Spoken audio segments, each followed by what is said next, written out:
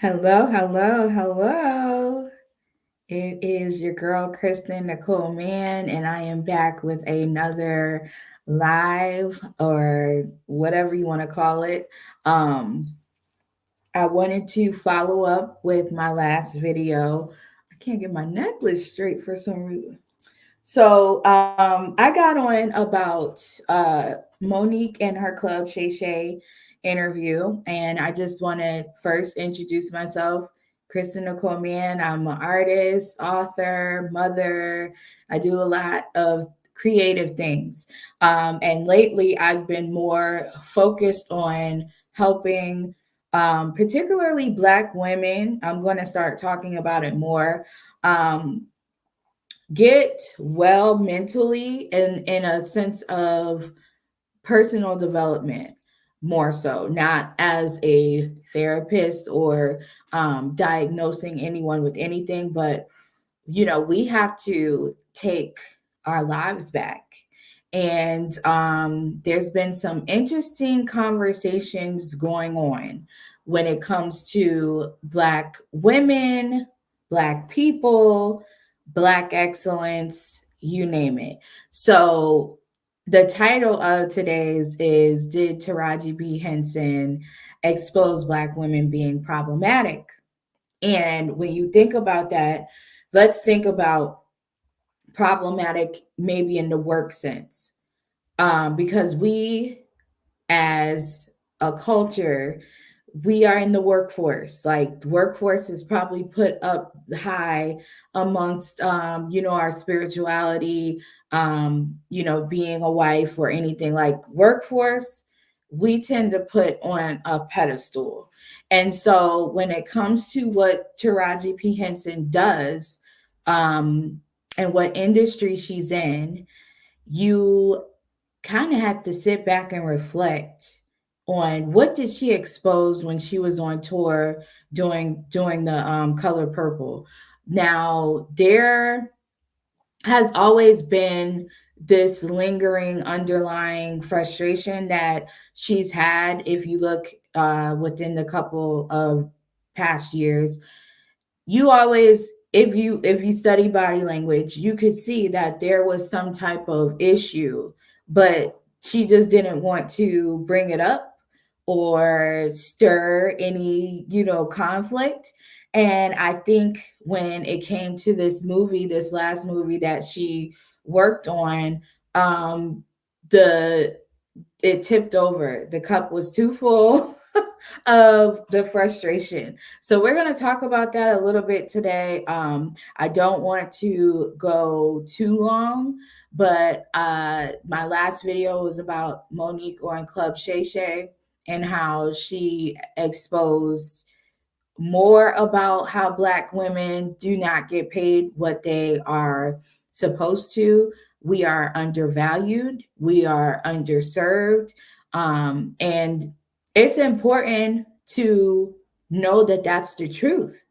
We don't need to say like a Black woman is problematic if she brings up these issues, but the different perspective that I have with the Taraji P. Henson clarion call, because that's what I call it. It's like a clarion call to Hollywood execs or people that are in the top positions within these creative atmospheres she's in. It was a clarion call. And with that being said, you have to question yourself if you want to give people the license to put a cap on how much you make in an industry that is supposed to be about freedom. It's supposed to be about expressing yourself. It's supposed to be about all the things that are not supposed to stress you out. And I think as artists, we do have a lot of these problems when it comes to payment. Black artists, whether it's movies, scripts, um, what's the other form? Theater, visual art, all of it. Actress, acting, actor, it always is a disparity. Now, there are pretty successful, from what we deem successful, actresses and actors who are Black or African American. But does that correlate or does that parallel what is in their bank account? Probably not. And it's unfortunate because they give so much. We see Taraji giving like her all to these roles, but at the same time, it's not reciprocated. So I want to make sure that I want to touch some. Let me fix my internet first because it's saying I don't have any. Uh, let me see. I can put my modem closer. Okay. Hopefully, it's not going out. Excuse me, on your end. Let me make sure. So back to what I was saying.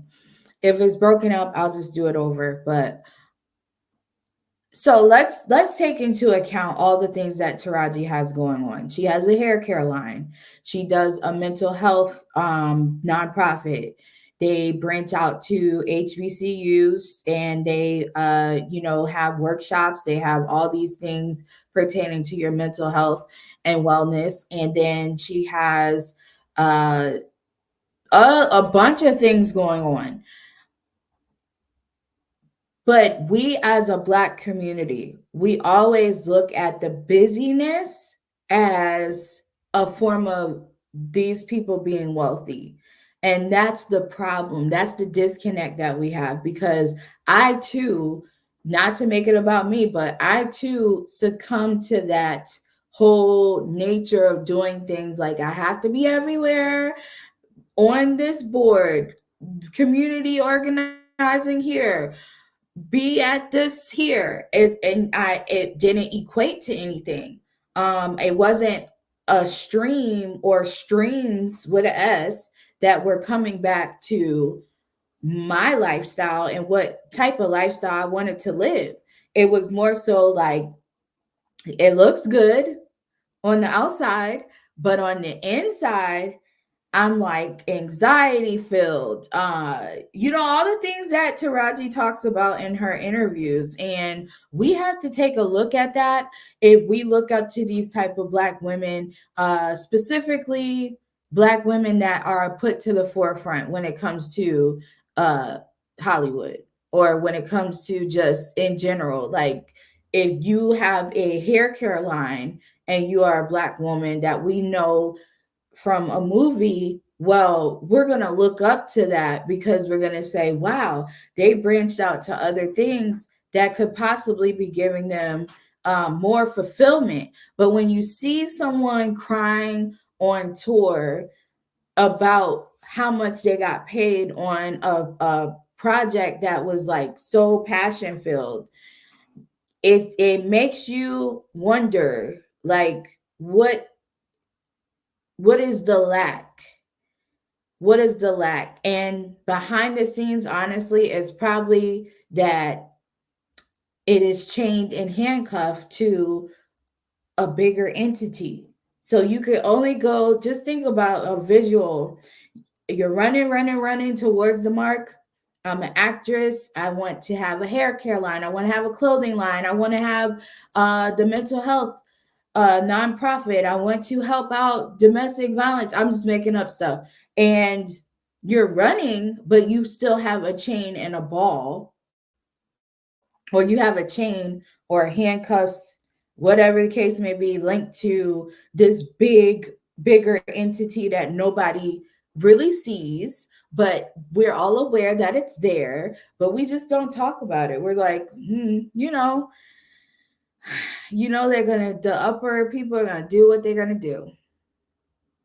So I wanted to point out there was this magazine long time ago. I'm gonna shift a little bit because I want to inspire some people. There was this magazine long time ago that I got. It was a success magazine, and it talked about a wellness entrepreneur. Now, the reason why we could be deemed as problematic being a Black woman is because we get to the point of blowing up.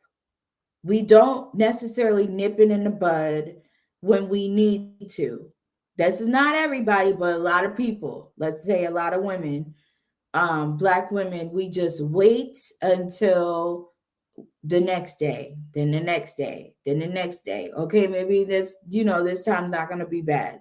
Maybe I'll wait, or I'll just silence myself. And we gotta stop doing that.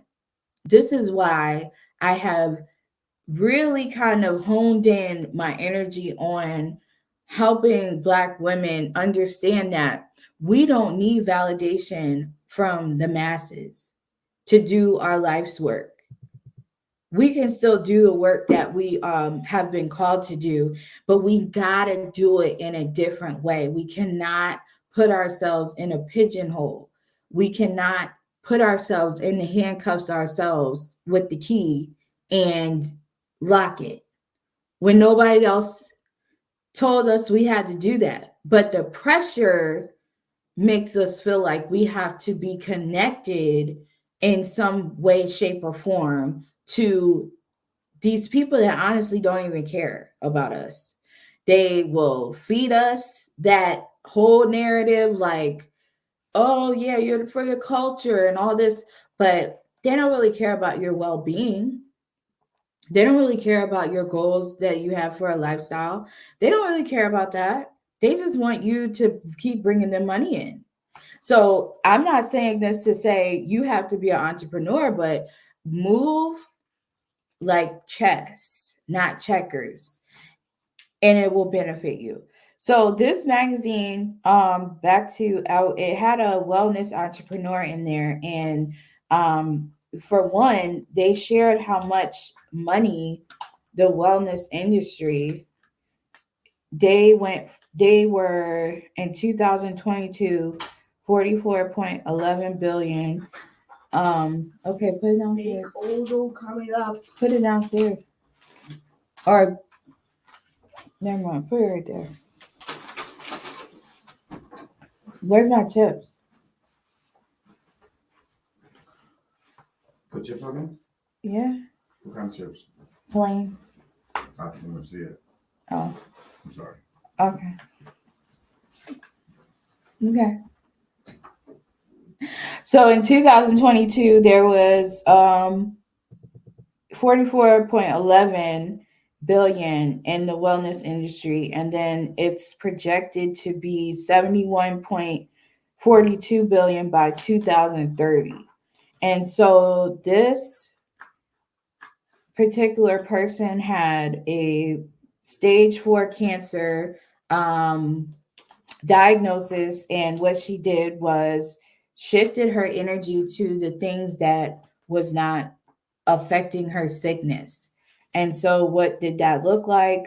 um turn her passion to purpose, growth mindset.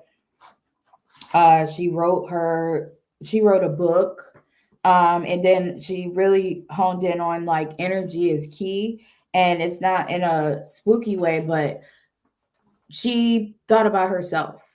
And I don't think we do that enough. In our world, we don't do that enough because we're trying to be everything to everybody and anything. And so when you see stories like this and they don't look like you, it makes you feel some type of way, because you may be fighting a fight that you wasn't ever deemed to fight. You might be trying to take on too much from yourself, and it wasn't ever for you to take on. What does that look like?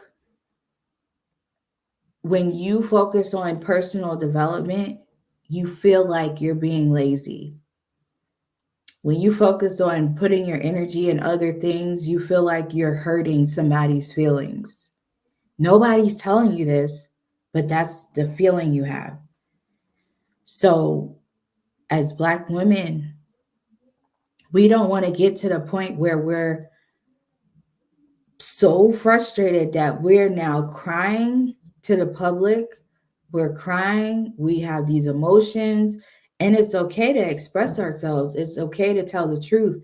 But I felt she got to a point where nobody was hearing her and she just suppressed a bunch of things that probably should have been let out long time ago. So I don't say she shouldn't have said anything, but it was the timing that really could have changed the trajectory of stuff.